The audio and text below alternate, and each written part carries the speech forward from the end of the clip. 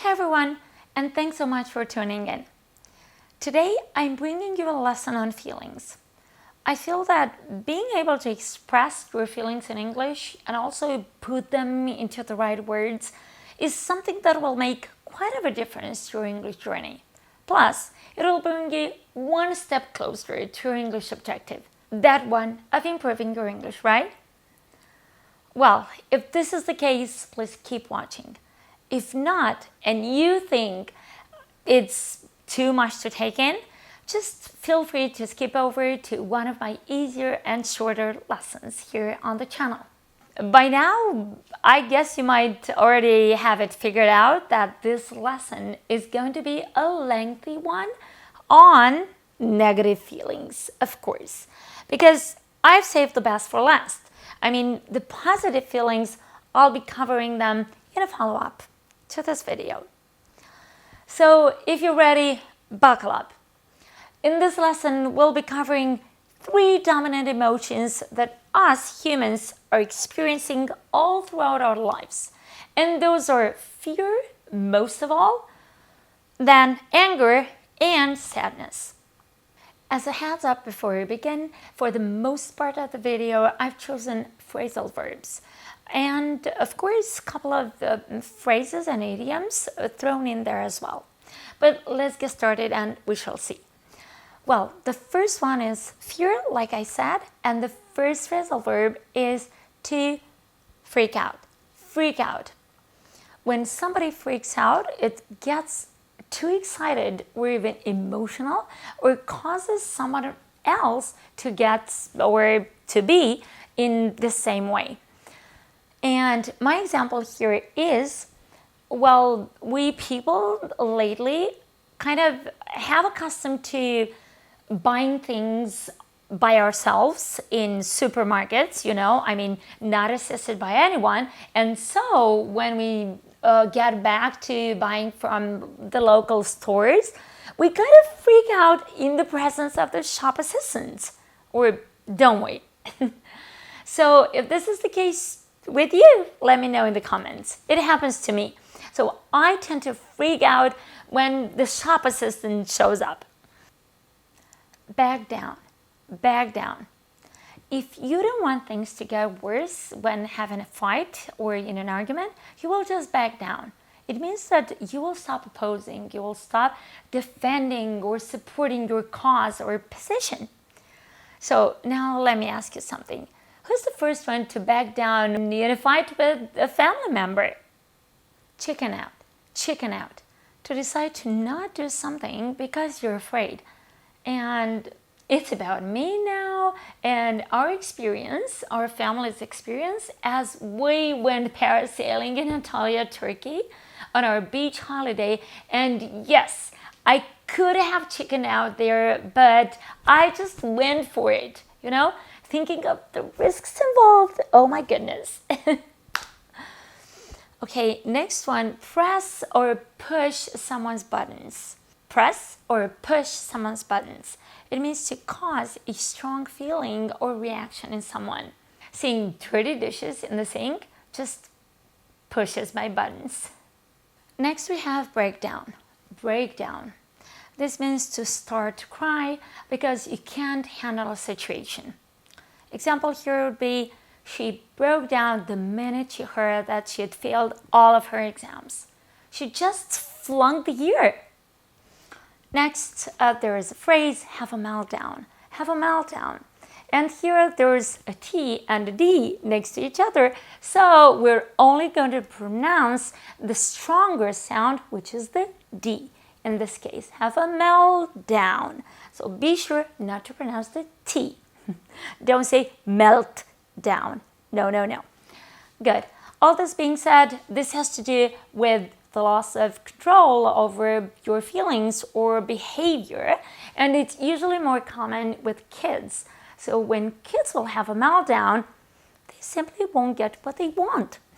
And this usually happens in public, under everyone else's scrutiny. Good. Recoil at is another horrid and horrible verb to my mind because it means it just has to do with horror and disgust besides fear. A little bit of fear building up inside of you. And an example here so that you can make the most of it here is the thing that I recoil most at is just glancing people picking their nose in public. I think that's so disgusting and rude. That's so rude, people. We have one more phrasal verb, to shake off. Usually it can be used with an object pronoun in between shake and the preposition. It can be shake that off or shake it off. Yeah, shake off a bad feeling. Usually like to get rid of that feeling because you find it annoying or disturbing. For example, you're in your car on your way to a wedding reception, and there's a beggar knocking on your window, and just the sight of him, of his sad face gets you down in the dumps. And suddenly the person right next to you, seeing that you just can't feel better, just tells you, come on, shake it off. We're going to a happy event today. So shake it off. Get rid of this feeling. Just forget about that bad incident. Similar meaning is the verb to brush off. In the same phrase, brush it off. Brush it off. Just forget about it. Ignore it. It's just not worth it. It can also mean to refuse to talk or be nice to somebody. For example, a boy has been picked on at school by a bully, has been bullied, and so the other classmates in the classroom are advising him not to, to avoid that bad guy, telling him just brush him off. Like, don't include them in your activities, in your thoughts, okay? Brush him off. Refuse to talk to him from now on. Then we have another phrasal verb, to beat yourself up over something. To beat yourself up over something means to blame or criticize yourself over something that you've done, whether you've done it right or wrong. For example, I'm telling you here, I'm taking my time, a moment, to just insert our little motivational pill. Please don't beat yourself up over your mistakes. It's just something that we all make, we keep making and learning from them. We live and learn. Remember, the binomial pairs? We live and learn. Check it out here. On to a beautiful phrase in the midst of all this negativity is have your fair share of something. Have your fair share of something. Which means that you have had enough of something. You're sick and tired of something.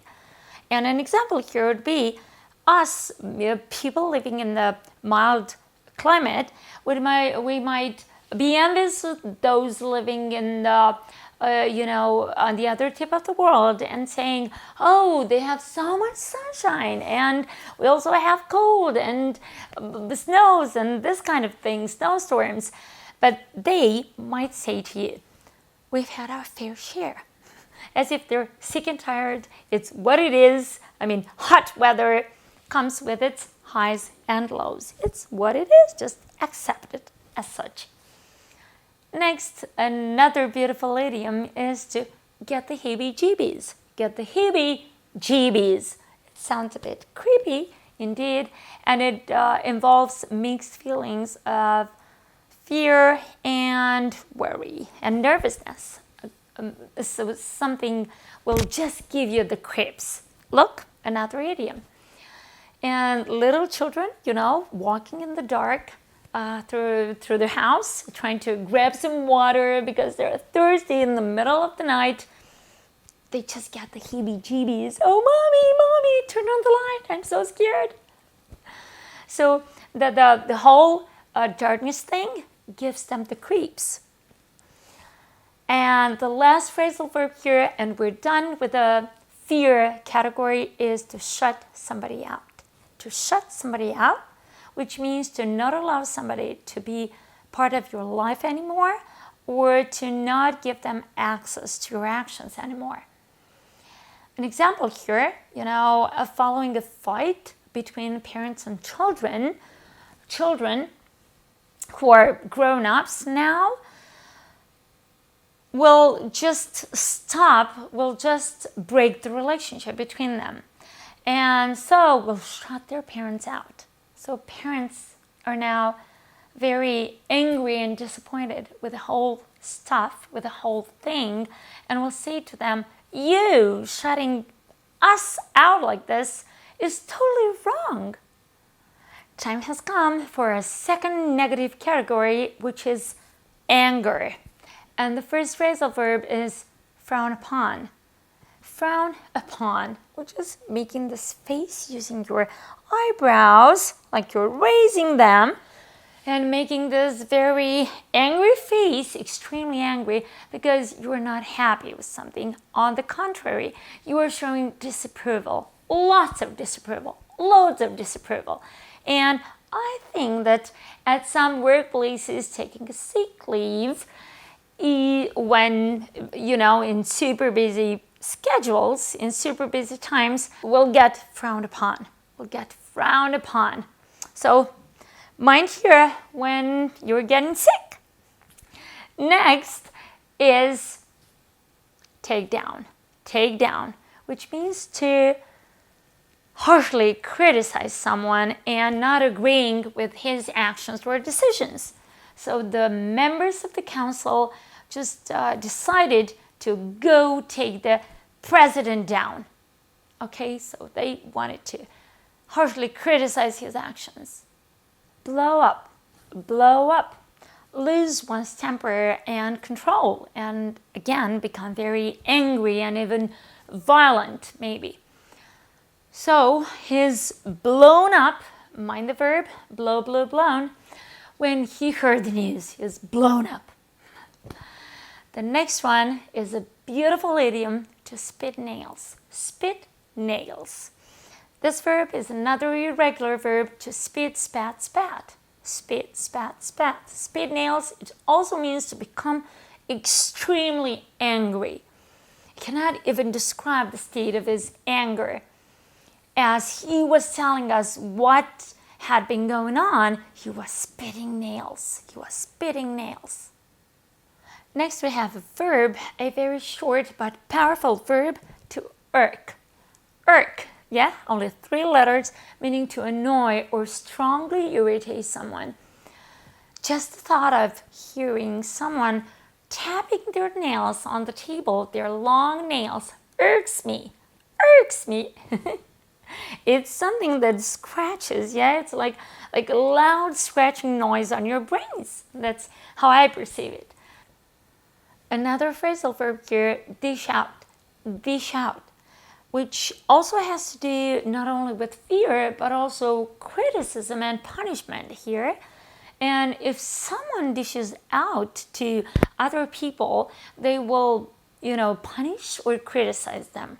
And an example here would be, it's kind of a hilarious one. The husband to his wife, I'll deal with as much moodiness and food weirdness as you can dish out. That's so funny. The next one is a nice phrase, bent out of shape. Bent out of shape, which means extremely unhappy and upset and really, really angry. And please check out my other video here. The collocations with go, you'll find them here, is the same as go mad, go through the roof, go bananas, or go ballistic. Bent out of shape.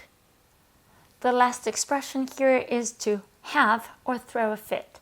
Have or throw a fit, which is similar meaning with the verb, phrasal verb, to blow up, like become really angry or agitated.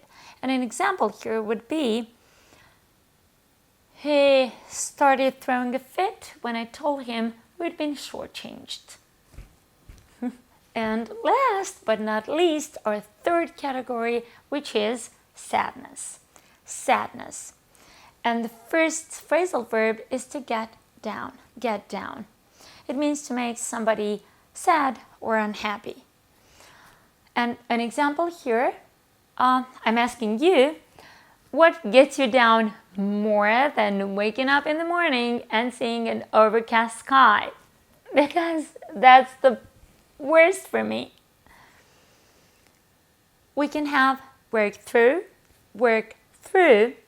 It's to deal with a difficult and unpleasant situation by thinking about it and also talking about it. Life's not only happy moments, so that's why we really have to work through those unhappy ones. Like insecurities. We have to work through our insecurities, whether they're physical, financial, or whichever kind. Just work through the pain and move on. Next, worked up or gets worked up, which means to become angry or, on the flip side, excited about something. He got really worked up about being called names by his classmates. And the last vocabulary word here in our entire video is phrasal verb bum out. Bum out, which means to upset, annoy, or disappoint someone. And an example, what really bums me out about summer is excessive heat. You've guessed right. And there's also the adjective bummed. Bummed. I'm really bummed about the fact that holidays coming to an end. And there's also a nice phrase here. What a bummer. What a bummer. You can easily say this when something annoys you, when something didn't turn out the way you wanted. What a bummer. This being said, we're done. You've made it to the end of this video. I'm so happy with your work and effort put in this lesson here. Congratulations. And of course, I'm expecting you right here next time as well. If you've liked my video and you found it useful, please don't forget to give it a like. It will help me a lot with my YouTube algorithm. And of course, I'll see you next time as well. Till the next one.